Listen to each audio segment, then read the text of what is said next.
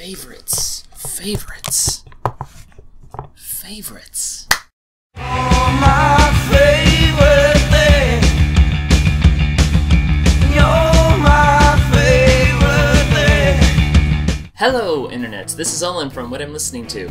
Today I am here to debut a brand new show to my YouTube channel called Favorite Things. How Favorite Things is going to work is, instead of talking about new additions to the collection that all fall under a certain theme, I wanted to dedicate more time to the bands I deem my personal favorites, just because I don't have one specific favorite band. I have quite a bit. These are the bands whose albums that I've collected, either all on CD, on vinyl, or even both CD and vinyl. These are also bands that I have talked about periodically throughout the vlogs, but again, I never really went into too much detail about them, so this is what this show is going to be for. This, however, does not mean that the traditional WILT Vlogs will be cancelled. I wanted to add something new to the channel, so I will probably be alternating back and forth between doing favorite things and traditional WILT Vlogs. So, with all that being said,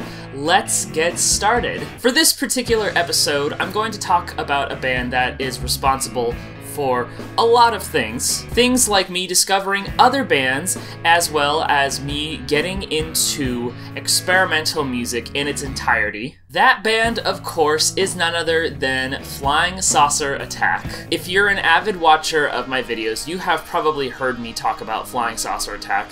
They mean the absolute world to me. So what I'll do is run through all of the albums I have by Flying Saucer Attack, talk a little bit about how they sound, as well as their impact on me personally. And to get things going, we'll start with the very first album, the Self-Titled Debut. To reiterate a little bit on how I discovered this album, I had learned about a genre known as space rock, and I was doing a little research on bands that also were categorized as space rock, and that's when I stumbled across the band Flying Saucer Attack.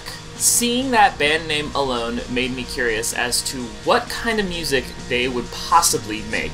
And at the time when I discovered them, there wasn't a whole lot of information known about them. They were still just this 90s band from Bristol that had a bunch of releases, but still had a very small cult following. I don't even think a lot of their albums were even on iTunes, maybe a handful, 3, 4 of them. So I bought it on iTunes, partially because of the name of the band, and partially because I loved how ominous the cover looked. A nice colorful picture of a twilight sky, as those stars were just beginning to form. And what I heard off this album changed my life forever. At that time, the music I was listening to was just straightforward rock and roll music. Some alternative rock sprinkled in here and there, but for the most part just general rock and roll. So hearing this was a gateway to music that I didn't think you could make.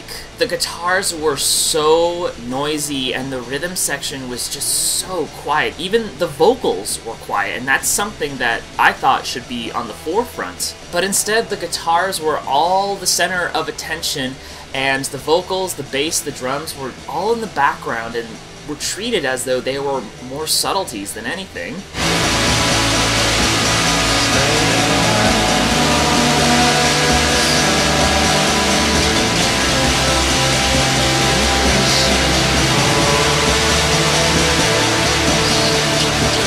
And there were some songs on here that were so strange. The instrumental tracks on here, which I now call drone tracks, were just some of the creepiest and weirdest sounding material I'd ever heard.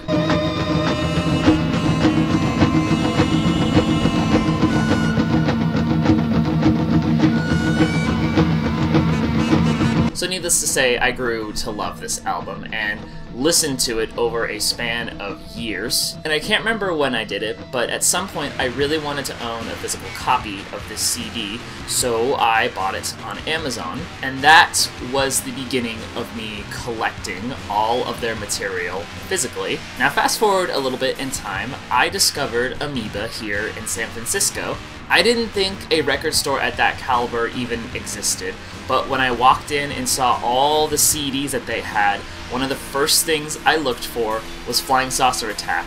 And that's when I got albums like Distance. Distance is the follow-up to their debut album. It's pretty much more of the same music. Noisy guitars, spacey vibes, subtle, echoey vocals. It just further solidified my love for the band's material.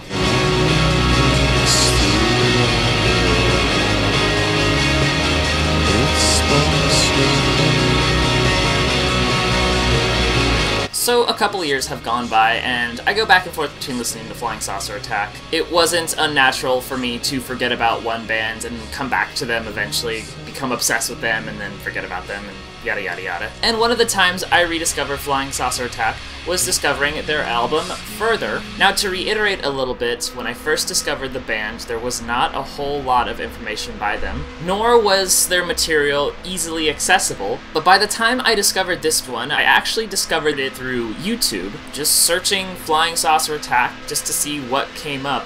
And so I saw this cover and thought, whoa, what is that? I want to listen to that one. It was Rainstorm Blues that I heard off this album and was mesmerized by it.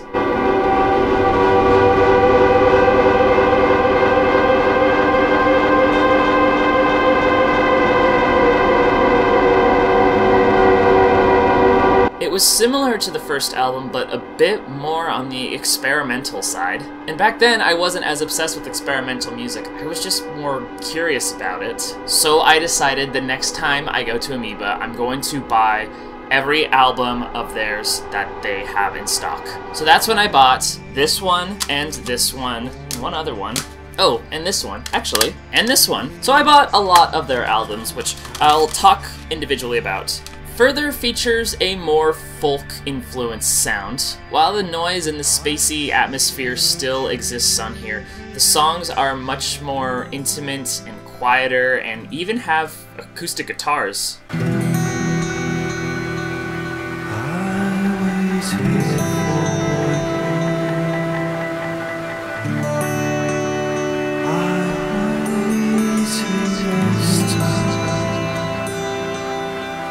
Like that first album, it's its own experience, and it's a beautiful experience. And it's one of the albums where I think that the cover adequately describes what you could expect to hear off of it. And then there were albums like Chorus, which is actually a compilation album of a bunch of singles and B-sides that were released prior to the self-titled debut.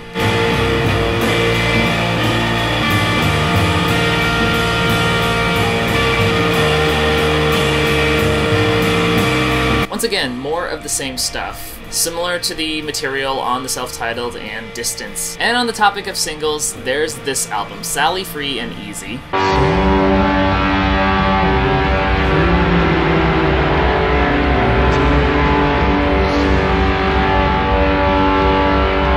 I guess the title song is a cover. I'm not entirely sure who it's originally by, but Dave Pierce, the guy behind Flying Saucer Attack, decided to do a cover of it and release the song along with 2 other songs I think are on here. And then I got the other EPs, like their collaboration with Roy Montgomery.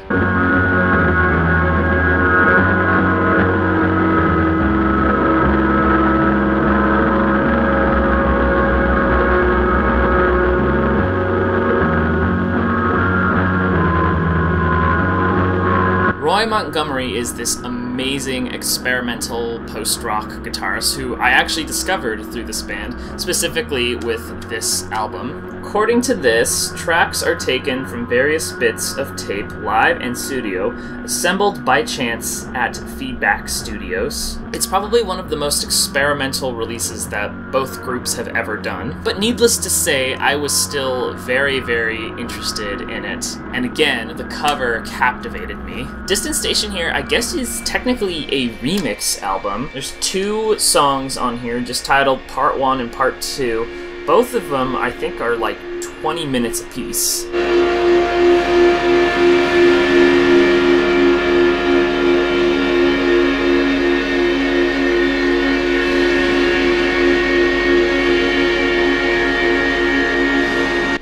This might be one of the first albums that I ever listened to where the songs were just insanely long. Later on, I learned that that's a pretty common feat in experimental music. Songs could go from 5 minutes, 10 minutes, 12 minutes, 20, 30, to even an hour long. But like I said, I never really listened to experimental music. I didn't think you could do that in music.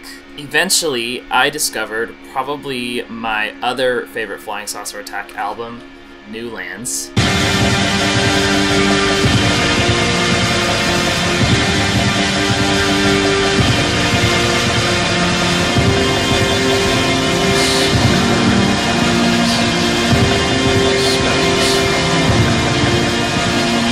This one marked a complete shift in the band's sound. Dave Pearce referred to all those previous albums as Phase 1. This was the debut to Phase 2. With those prior releases, the band was just him and his then-girlfriend, Rachel Brooke. But by the time this album came out, Rachel left the band to focus on another project she was in called Movie Tone. So technically this is a solo record, but it's credited as a Flying Saucer Attack album. Some of my all-time favorite tracks exist on this album. The Whole Day song is probably a song I will revisit over and over again. And closely behind that is the last track, Forever. Both of them are less focus on your traditional rock formula and more focus on the noise and drone aspects. And I loved zoning out to those songs.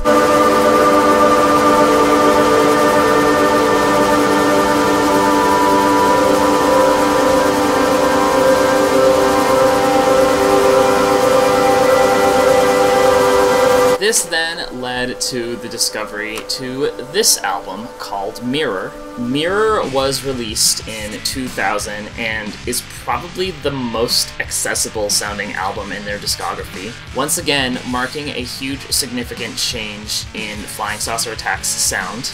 This record displays some influence of IDM music, more noise, more drum and bass, and even has some folky songs in it. In some ways, it's kind of a mixed bag, but I still really, really liked it.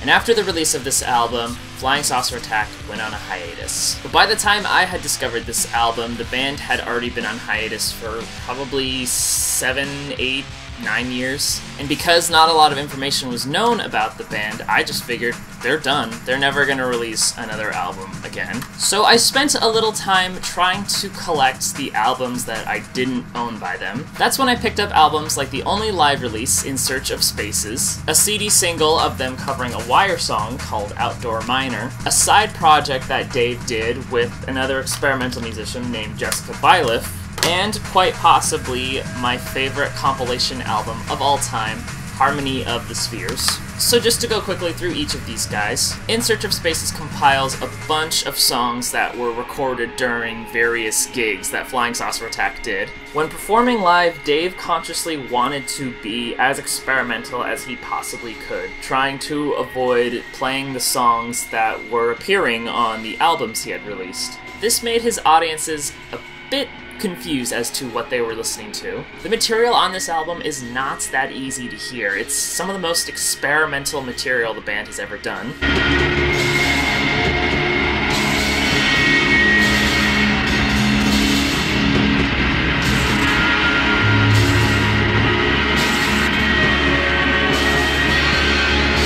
And after playing a couple shows, Dave decided, I never want to perform live again, I'm gonna stick solely in the studio and put out albums through there. This is an EP of them playing the song Outdoor Miner, who's originally by a band called Wire.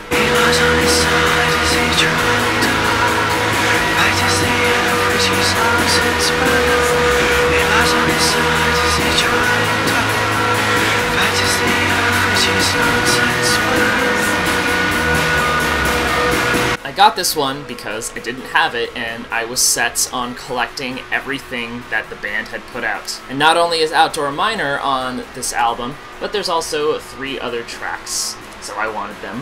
Clear Horizon isn't necessarily a Flying Saucer Attack project, but because Dave is involved in this group, I associated it with that. And being a hardcore fan of the band, I was not disappointed by the music that's on this. It's psychedelic, noisy, and ambient, but because of Jessica Byliff being involved, there are a lot more folkier influences to it. So you have this amazing balance between noisy feedback providing the atmosphere with Jessica's soft, beautiful vocals on top of it all.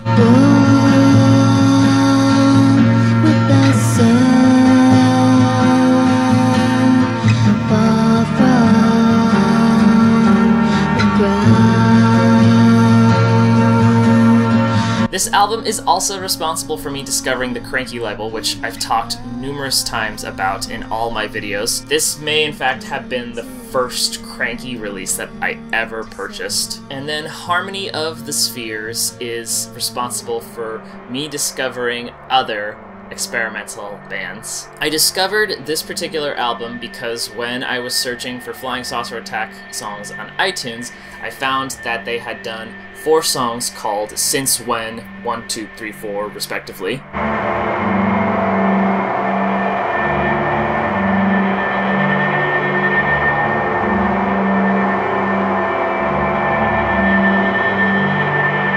So I bought those songs just because I wanted to collect everything by the band. I didn't really think anything of the other songs on this album, not until I found a physical copy of it at Amoeba. I recognized the cover, and I didn't think I would ever find a physical copy of it, so I decided, shit, I'll buy it, why not? And while I was excited to have those Flying Saucer Attack songs on physical format, I was also curious as to what the other things sounded like. Not to go into too much detail about them, but I will say that they opened even more doors to experimental music. So after all this time, I had collected all the albums I could possibly find by Flying Saucer Attack, and my hunting for CDs went quiet for a little bit. It wasn't until 2015 when I was visiting Amoeba and I stumbled across this album. This album was the first release by the band in over 15 years. 15 songs, all instrumental, hence why it's titled Instrumentals 2015. It blew my mind that Flying Saucer Attack was still around and making new music in the modern day. It also gave me hope that Dave would eventually release new music in the future. I still hold on to hope that one of these days I will walk into Amoeba and find an album that I've never heard of or seen by this band, only to discover that it's a new release.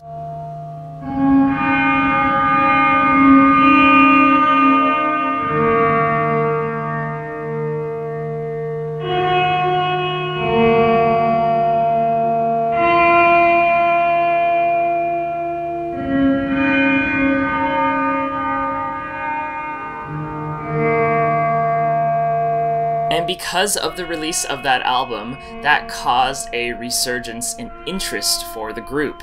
I started seeing more information about the band being put out, articles that had been published years ago, people writing about them and talking about how much they love the band, similar to my story, and best of all of their albums were being reissued on vinyl. And so that's when I began collecting all of their studio albums, all on vinyl. It's been a long, tedious process to get to this point, but I have had so much fun with doing it. You got the first album, you got Distance, you got Further, you got Chorus, I'm gonna do this all. You got the Roy Montgomery collaboration, you got a reissue of In Search of Spaces, which initially was only on CD, but this is the first time they ever put it out on vinyl. New Lands, Mirror, Instrumentals 2015, Clear Horizon, Harmony of the Spheres, which is one of my most prized possessions to own on vinyl, and then this guy. This is actually another compilation album that was only ever put out on vinyl. It takes even more songs that were only ever released as singles or splits and puts it on one thing. This might have actually been one of the first albums I ever bought when I got a turntable. I'd known about its existence, but I never bought it just because I had no way of playing it. So when I did get a turntable, I was more than thrilled to be able to buy this and listen to it just to hear some new Flying Saucer Attack songs.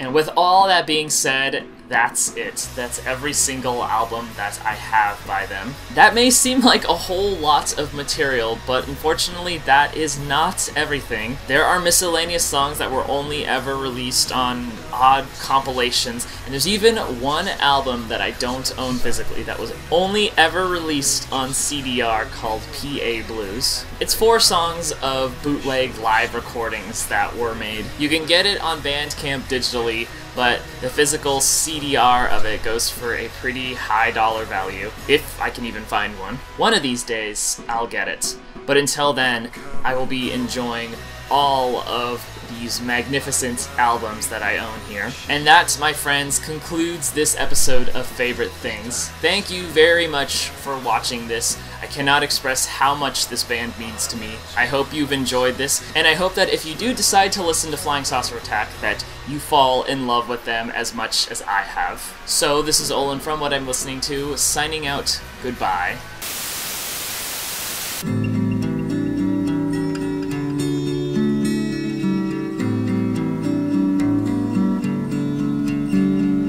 These eyes that